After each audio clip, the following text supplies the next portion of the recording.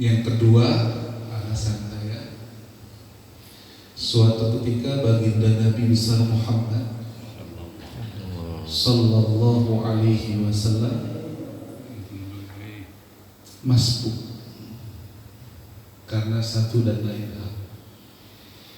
Kebetulan yang jadi imam itu sahabat plus mertua beliau, Sayyiduna Abu Bakar As-Siddiq radhiyallahu taala anhu. Ketika Sayyiduna Abu Bakar As-Siddiq mengimami sholat dan beliau tahu kehadiran baginda Nabi besar Muhammad sallallahu alaihi wasallam, mundur. Sayyiduna Abu Bakar As-Siddiq lagi sholat, tahu Rasulullah itu datang. Karena Rasulullah itu memiliki bau harum yang khusus yang tidak bisa dimiliki oleh makhluk Allah selain Rasulullah. Wanginya Rasulullah itu. Jadi kalau Rasulullah itu lewat di suatu tempat, sahabat itu tahu kalau Rasulullah itu. Karena Rasulnya sudah tidak ada, wanginya masih ada. Itu bagi benar pada pakai minyak wangi. Mundur, Sayyidina Abu Bakar mundur.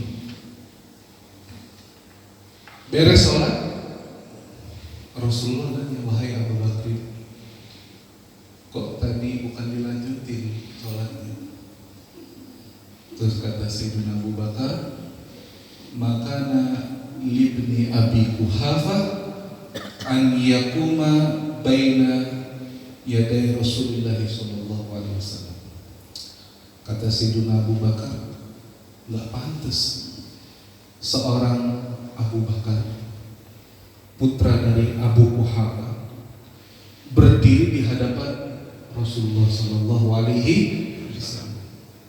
Jadi saya juga pengen berkata, tidak pantas bagi seorang musyandi yang masih muda itu untuk berdiri di hadapan atau menjadi imam bagi orang-orang tua dan guru-guru yang ada di sini.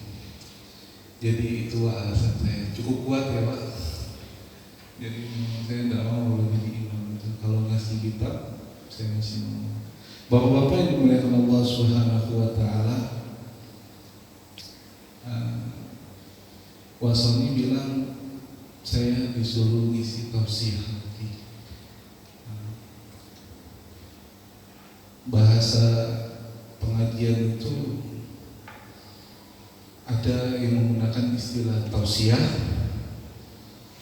ada yang menggunakan istilah kajian dan lain-lain. Tapi kalau saya pribadi, wah senang itu istilahnya itu ngaji. Kalau orang Jawa, saya nggak tahu di sini ada orang Jawa, saya rasa ada.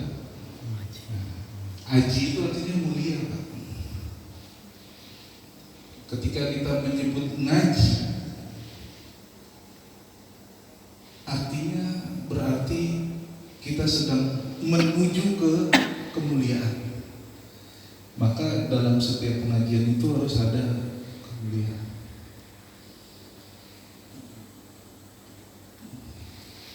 Jadi ngaji itu adalah menuju ke kemuliaan. Nah itu ada orang Jawa di sini. Dulu zaman Majapahit itu nggak ada istilah Allah. Ini saya tahu. Kalau pertempur itu menang atau mati. Datang wali songo. Baru ada istilah ngalah. Ngalah itu berarti menuju kepada Allah. Kalau kita bertempur, kita sering pakai istilah ngalah. Ngalah itu artinya ya sudah, kita pasrah saja kepada Allah. Ya. Hadirin dimuliakan Allah Subhanahu Wa Taala. Nah, dalam ngaji di sini sekali lagi saya yang masih muda bukan untuk mengajari orang-orang tua yang usianya jauh di atas saya. Makanya saya lebih memilih membaca kitab dan memposisikan diri saya sebagai penerjemah, memberikan pemahaman dari nasihat-nasihat, untayan-untayan kata mutiara Al-Imam Al-Ghazali. Jadi posisi saya di sini Pak hanya menerjemahkan dan memberikan pemahaman, menyampaikan nasihat yang dituliskan di dalam kitab ini oleh Imam Al-Ghazali. Jadi saya lebih nyaman. Jadi kita bareng-bareng kita kaji pikiran-pikiran atau nasihat-nasihat mutiara dari seorang ulama besar. Ya, beliau menulis kitab ini, beliau wafat itu tahun 505 Hijriah. Kalau Masehinya 1111 Masehi. Berarti sekitar 1000 tahun yang lalu beliau menulis ini, dan saya rasa masih relevan. Sangat relevan untuk dikaji di akhir-akhir zaman ini. Bismillah. Lanjutan dari pertemuan yang kemarin, muqaddimah. Lalu Imam Al-Ghazali mengatakan, amma ba'du fa'lam, kata Imam Al-Ghazali, fa'lam ayyuhal harisal muqbili ala tibasi ilmi al-muzhir min nafsihi sidqa rabbati wa faratat ta'attushi ilaihi annaka in kunta taqsud bi talabil ilmi munafasata wad dunya wal mubahata wa taqaddum 'ala al-aqran wastimalata wujuhin nasi ilaik wa jam'a hitamid dunya fa anta sa'in fi hadmi dinika wa ihlaki nafsik wa bai'i akhiratika bid dunya ka fasaqatuka khasiratun wa tijaratuka ba'iyah. Ini kitab yang paling menjadi sukai sama ustaz-ustaz. Jujur aja Pak, santri takut baca kitab ini karena Imam Al-Ghazali ini memangkas ketidakikhlasan yang ada di dalam hati para penuntut ilmu.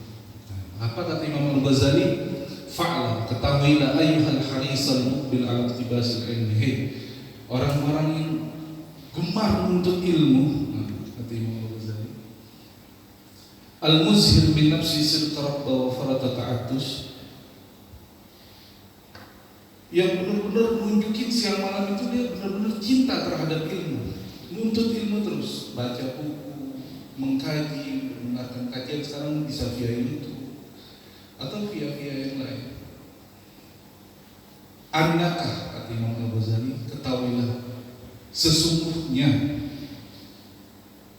in kunta taqsud bi talabil ilmi munafasata, jika yang engkau maksudkan dalam menuntut ilmu itu adalah untuk pandai berdebat, wal mubahata, dan berbangga-bangga terhadap orang lain, merasa diri lebih mulia, wa taqaddum 'ala al-aqran, dan untuk menjadi orang yang memiliki rasa sombong dengan merasa diri itu lebih baik dari yang lain, wastimalata wujuhin nasi ilaik, dan untuk mencari simpati dari orang lain, wa jam'a hitamid dunya, dan mengumpulkan harta dunia, fa anta sa'in fi hadmi dinika wa ihlaki nafsi. Kata Imam Al-Ghazali, jika yang kau maksudkan dalam menuntut ilmu adalah berbangga-bangga dengan ilmumu, kemudian mencari simpati manusia yang lain agar dikatakan wah, sekarang wah, oh itu orang alim, oh itu orang pintar, oh itu orang ini, oh itu ahli ibadah, oh itu. Kata Imam Al-Ghazali, sesungguhnya hakikatnya engkau menghancurkan agamamu sendiri. Kelihatannya sih dia menuntut ilmu, ya. Tapi kalau niatnya salah, hakikatnya justru dia menghancurkan agamanya sendiri. Wa ihlaki nafsi, dan hakikatnya orang yang menuntut ilmu model seperti itu hakikatnya adalah ia sedang membinasakan dirinya sendiri. Wa bai'i akhiratika bidunyaka, dan menjual akhiratmu untuk urusan duniamu. Fasafqatuka khasirah, maka jual belimu waktu itu ketika engkau menuntut ilmu untuk manusia, untuk mengumpulkan harta dunia, maka jual belimu yang seperti itu sangat rugi. Karena ilmu yang diturunkan oleh Rasulullah SAW itu nilainya tidak bisa diukur dengan nilai dunia. Nah ini luar biasa. Dulu di tahun, saya lupa waktu itu, waktu heboh-hebohnya Ustadz bertarif itu, tahu lupa tahun berapa, yang diundang harus ada DP, kemudian hotelnya bintang 5, itu baru dia sendiri, belum manajernya, belum anak buahnya. Itu guru kami Kiai Ali Mustafa Yaakob sampai memberikan fatwa. Fatwanya haram mengundang dai yang meminta tarif dalam bayarannya. Oh itu keras. Dalilnya apa? Itu ada di dalam surat Yasin.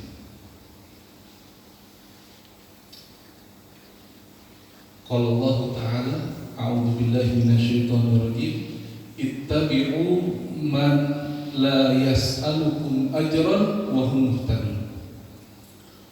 Allah berfirman, ikutilah orang-orang yang tidak meminta imbalan dalam berdakwah, wa hum muhtadun, dan merekalah adalah orang-orang yang mendapatkan hidayah dari Allah Subhanahu wa Ta'ala.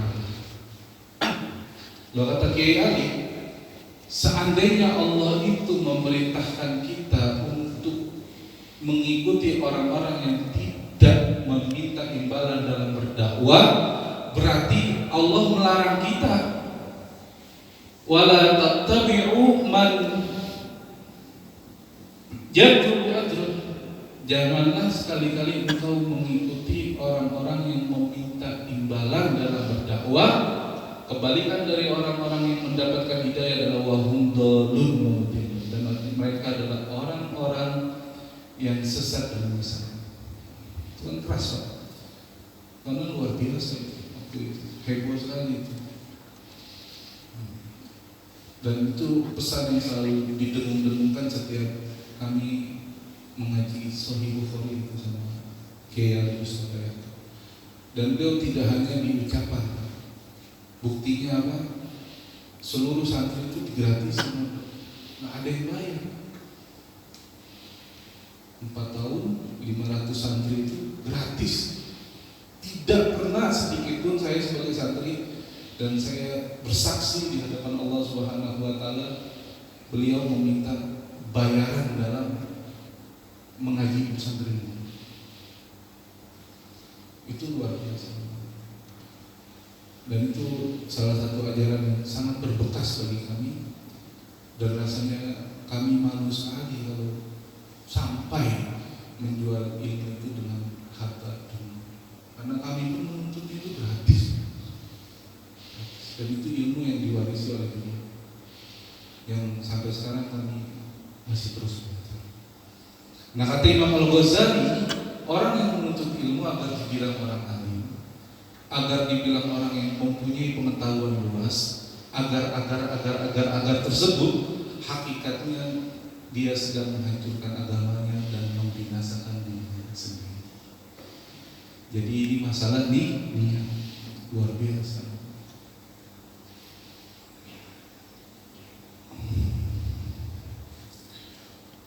Wa mu'allimuka mu'inun laka ala nisyanika wa syarikun laka fi khusranika wa huwa kaba'i sayfin min qati'it tariqin kama qala sallallahu alaihi wasallam, man a'ana ala ma'siyatin walau bi syatri kalimatin kana syarikan lahu fiha.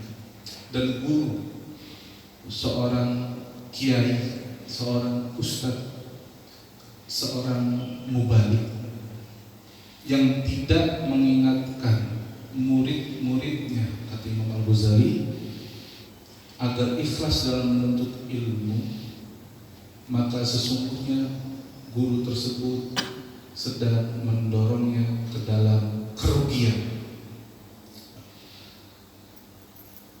Diumpamakan oleh Imam Al-Ghazali, wa huwa kaba'i sayfin min qati'i tariqin, seperti orang yang menjual pedang min qati'i tariq, untuk dibeli oleh begal. Qati'i tariq itu begal. Kama qala alaihi salatu wassalam, man a'ana ala ma'siyatin walau bisyatri kalimatin kana syarikan lahu fiha. Jadi ilmu yang diberikan oleh guru itu diibaratkan seperti pisau. Jika guru tersebut tidak mengingatkan kepada sang murid untuk ikhlas dalam menuntut ilmu dan mengajarkan ilmu, itu sama seperti orang yang menjual pisau untuk begal.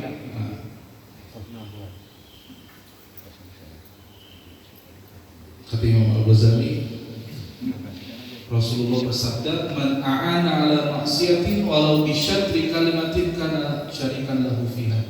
Siapa orang yang menolong saudaranya dalam berbuat maksiat walau satu kalimat, sepenggal kalimat, bisyatri kalimatin kana syarikan lahu fiha, dosanya sama. Kata ya Syekh Nawawi Banten, karena ini kitab dijelaskan kembali oleh Syekh Nawawi Banten yang wafatnya di Mekah, asli dari Banten, Tangerang. Syekh Nawawi itu bapak kitab kuning Indonesia, bapak santri Nusantara, itu Syekh Nawawi Banten. Beliau memberikan contoh dalam bahasa Arab, membunuh itu uktul. Ada orang yang bilang, si A bilang si B bilang tul, si C membunuh. Tul itu artinya membunuh. Yang A bilang yang B bilang tul, yang C eksekusi. Yang A bilang bu, yang B bilang nuh, yang C eksekusi. Yang bilang bu ini Pak, dosanya sama orang yang membunuh. Walau bisyatri, yang A bilang bu, yang C bilang nuh, jadi bunuh. Yang C eksekusi. Orang yang bilang bu, dosanya sama dengan orang yang membunuh. Jadi seorang guru yang tidak mengingatkan muridnya untuk ikhlas dalam menuntut ilmu, hakikatnya dia sedang menjerumuskan muridnya tersebut ke dalam kerugian dan api neraka Allah Subhanahu wa ta'ala. Wa in kanat niyyatuka wa qasduka bainaka wa bain Allah ta'ala min talabil ilmi al-hidayah duna mujarrad riwayah fa abshir fa innal malaikata tabsutu laka ajnihataha idza masyaita wa hitanul bahri tastaghfiru laka idza sa'ita. Hai ketahuilah wahai penuntut ilmu, kita yang hadir di pagi ini termasuk saya, jika niat kita dalam menuntut ilmu, kata Imam Al-Ghazali, adalah Allah Subhanahu wa ta'ala, dan yang kita niatkan dalam menuntut ilmu ini adalah al-hidayah, mencari petunjuknya Allah Subhanahu wa ta'ala, duna mujarradir riwayah, bukan hanya sekedar mendapatkan ilmu kemudian diceritakan ke orang lain tanpa diamalkan. Fa'abshir, maka terimalah berita gembira. Fa innal malaikata tabsutu laka ajnihataha, maka sesungguhnya malaikat membentangkan sayapnya ketika engkau sedang berjalan menuju majlis ini. Wa hitanul bahri tastaghfiru laka idza sa'ita, dan seluruh makhluk Allah yang ada di dalam lautan itu senantiasa memintakan ampun kepada Allah Subhanahu wa ta'ala untuk orang yang menuntut ilmu ikhlas karena Allah Subhanahu wa ta'ala. Betul. luar biasa sekali. Bahkan memang menuntut ilmu itu luar biasa Pak fadilatnya. Kata Imam Asy-Syafi'i, satu bab dari ilmu yang kita pelajari itu lebih baik daripada 1000 rakaat. Bapak-bapak seumur hidup ini pernah tidak ngelakuin sholat 1000 rakaat? Itu berat sekali Pak. Saya cuma tahu hanya satu orang saja yang saya dengar riwayat bahwa beliau itu setiap hari sholat 1000 rakaat. Itu cicit dari baginda Nabi Muhammad sallallahu alaihi wasallam. Itu Sayyidina Ali Zainal Abidin. Zainal Abidin itu gelar hiasannya orang-orang ahli ibadah. Kenapa beliau diberi gelar Zainal Abidin? Sebab beliau sholat sehari 1000 rakaat. Nah kita bisa jadi Zainal Abidin dengan tidak melakukan sholat 1000 rakaat. Caranya gimana? Dengan cara menuntut ilmu.